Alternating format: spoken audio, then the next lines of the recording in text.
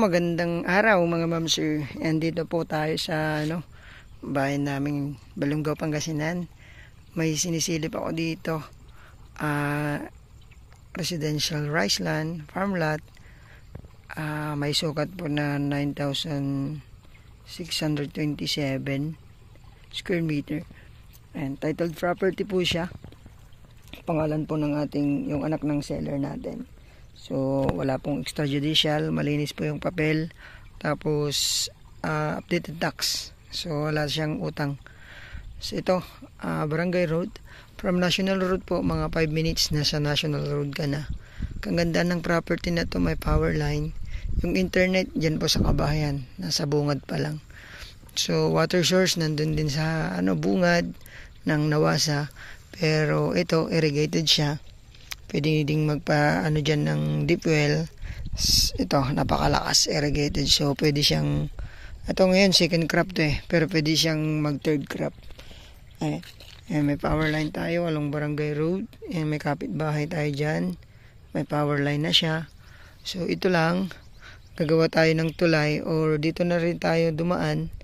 Yung culvert dito. Pero yung na yan, nasimento na yun sa Mandaron nito, yung daan na yan. So someday masisimento rin yan. Pero kung gusto natin magpagawa ng tulay dun sa harap, pwede din po. Ito yung papasukan po natin. Siguro lakad natin mga lang, 20 meters to 25, sabihin na natin yung property. Hindi pa po ito. Yun po sa dikit po ng bahay. Yung property na titignan natin. From Carmen, Tiplex, Rosales, siguro na ang biyahe natin nasa 15 minutes din. 10 minutes from Tiplex. From Manila, 2 hours and na lang to, siguro 30 to 40 minutes yung drive. Depende po yung natin. Pero Tiplex tayo. Ito yung property. Hanggang dun, back to back road siya. Back to back irrigation din siya. May power line din po doon kasi kabahayan din doon. Tapos kagandahan doon, pwede din kayong magpatayo ng bahay doon sa likod, pwede din dito. Tapos irrigated din siya.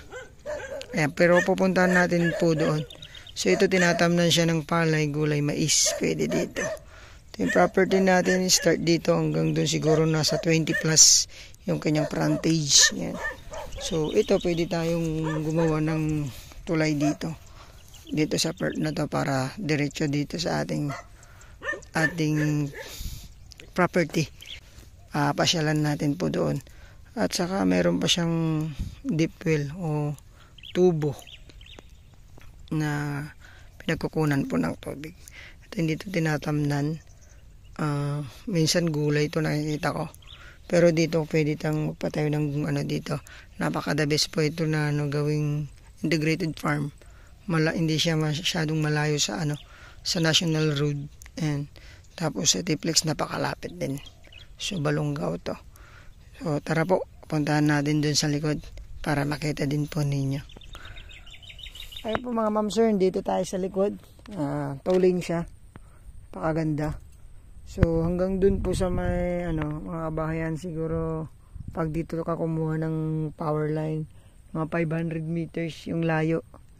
Dito na yung property natin. Try natin pumunta diyan, makita nyo. Medyo matalahib hanggang dun sa may saging. Pero mas malapit po dito na mas maliit yung gagawing tulay.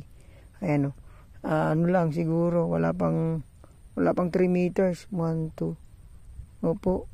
2 metro tulay na.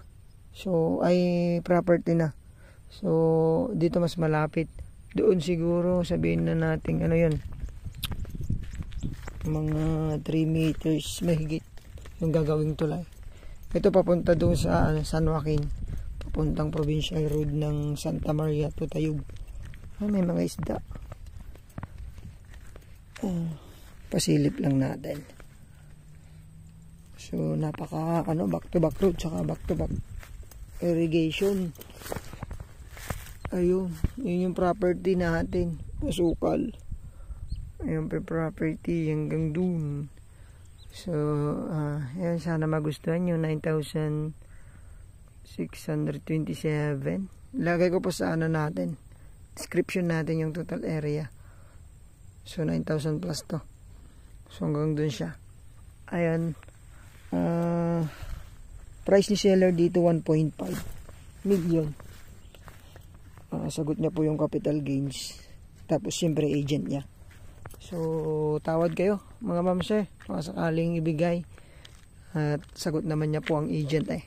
Ayun po, bayan po ng Balungaw, Pangasinan. Residential farm lot, agricultural land, pwede din po. So, may power line. And pwedeng magkubo-kubo, mag-alaga ng mga hayop dito. Ayun, maganda rin po. Sana magustuhan niyo po. Dito po sa bayan po namin. 1.5 million. Thank you. God bless po sa ating lahat.